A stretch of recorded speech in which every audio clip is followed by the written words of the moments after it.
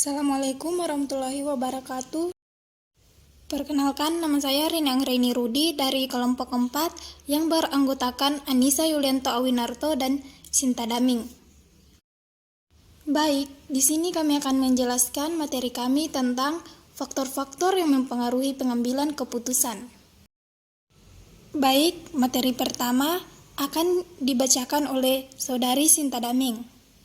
Bismillahirrahmanirrahim. Assalamualaikum warahmatullahi wabarakatuh. Perkenalkan, nama saya Sinta Daming, NIM 2004030189. Baiklah, saya dari kelompok 4 akan menjelaskan faktor-faktor yang mempengaruhi pengambilan keputusan oleh konsumen atau sikap konsumen. Yang pertama yaitu faktor eksternal yang mempengaruhi perilaku konsumen. Prasetyo dan Ihalau 2004 mengemukakan ada dua faktor yang umumnya mempengaruhi konsumen dalam pengambilan keputusan pembelian, yaitu faktor internal dan faktor eksternal.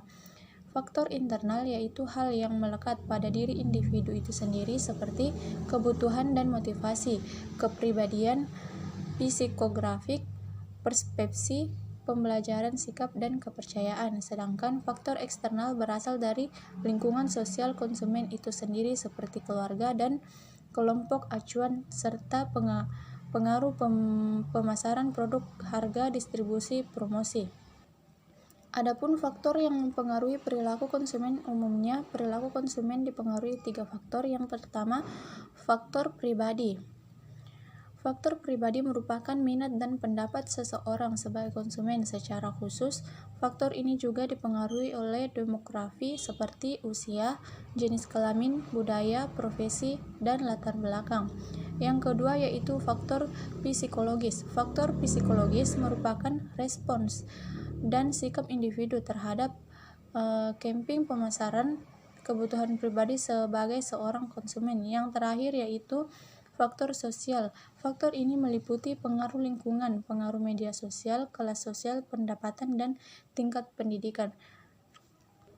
Bagian B yaitu arti sikap. Sikap merupakan ungkapan perasaan konsumen tentang suatu objek, apakah disukai atau tidak disukai, dan sikap juga menggambarkan kepercayaan konsumen terhadap berbagai atribut dan manfaat dari objek tersebut. Menurut Daniel Katz dalam Damiati, mengklarifikasikan 4 fungsi sikap. Yang pertama, fungsi utilitarian adalah fungsi yang berhubungan dengan prinsip-prinsip dasar imbalan dan hukuman. Di sini konsumen mengembangkan beberapa sikap terhadap produk atas dasar apakah suatu produk memberikan kepuasan atau kekecewaan. Yang kedua yaitu fungsi ekspresi nilai. Konsumen mengembangkan sikap terhadap suatu merek produk bukan didasarkan atas manfaat produk itu, tetapi lebih didasarkan atas kemampuan merek produk itu mengekspresikan nilai-nilai yang ada pada dirinya. Yang ketiga yaitu fungsi mempertahankan ego. Sikap yang dikembangkan oleh konsumen cenderung untuk melindunginya dari tantangan eksternal maupun perasaan internal sehingga membentuk fungsi mempertahankan ego. Yang terakhir yaitu fungsi pengetahuan. Sikap membantu konsumen mengorganisasi informasi yang begitu banyak yang setiap hari dipaparkan pada dirinya. Fungsi pengetahuan dapat membantu konsumen mengurangi ketidakpastian dan kebingungan dalam memilih-milih informasi yang relevan dan tidak relevan dengan kebutuhannya. Selanjutnya, saya akan menjelaskan materi tentang strategi mengubah sikap konsumen. Strategi mengubah sikap sering dilakukan dengan cara memaparkan beberapa fungsi sikap untuk menarik perhatian konsumen, sehingga mereka terdorong untuk mengubah sikapnya.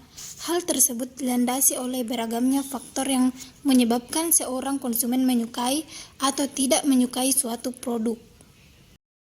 Strategi mengubah sikap perilaku konsumen dapat dilakukan dengan cara yang pertama, mengubah evaluasi relatif terhadap atribut, diantaranya dengan cara menawarkan produk dengan atribut berbeda dan penting. Kemudian yang kedua, mengubah keyakinan merek. Salah satu cara adalah mengklaim merek perusahaan mempunyai kelebihan. Kemudian yang ketiga, menambah atribut. Kemudian mengubah sikap secara keseluruhan, antara lain dengan cara mengubah langsung pada merek. Kemudian yang terakhir, mengubah keyakinan mengenai merek pesaing yaitu produsen memunculkan comparative advertising produknya dengan membandingkannya dengan produk pesaing. Baik, materi selanjutnya akan dibacakan oleh Saudari Anissa Yulia Winarto. Assalamualaikum warahmatullahi wabarakatuh. Nama saya Anissa Yulia Winarto, NIM 200403015. Baik, di sini saya akan menjelaskan tentang model sikap.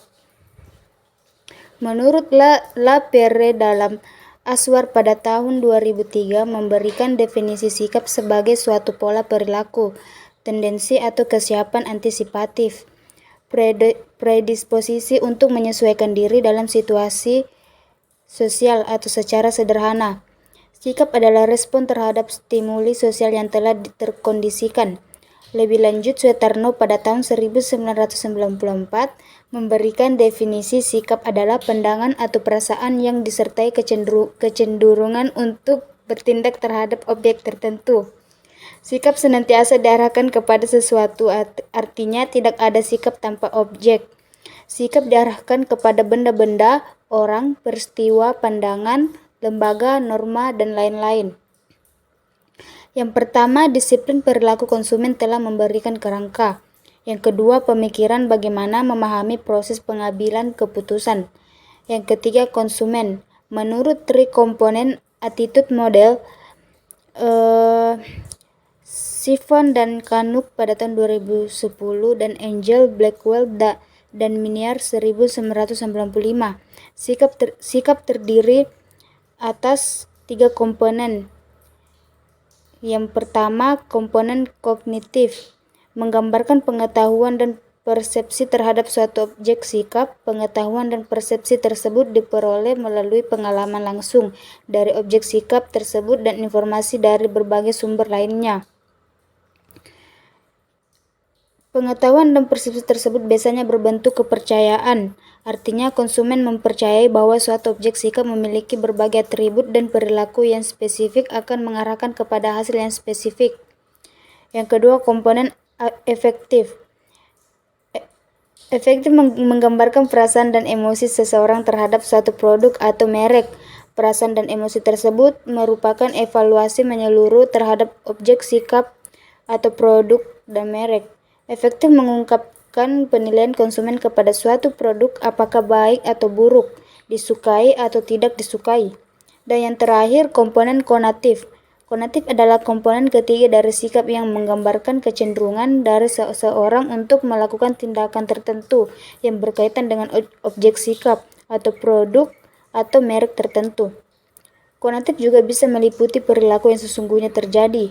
Komponen konatif dalam riset konsumen biasanya mengungkapkan keinginan membeli dari seorang konsumen. Sekian dari saya. Wassalamualaikum warahmatullahi wabarakatuh. Sekian dari kami, kurang dan lebihnya mohon dimaafkan. Wassalamualaikum warahmatullahi wabarakatuh.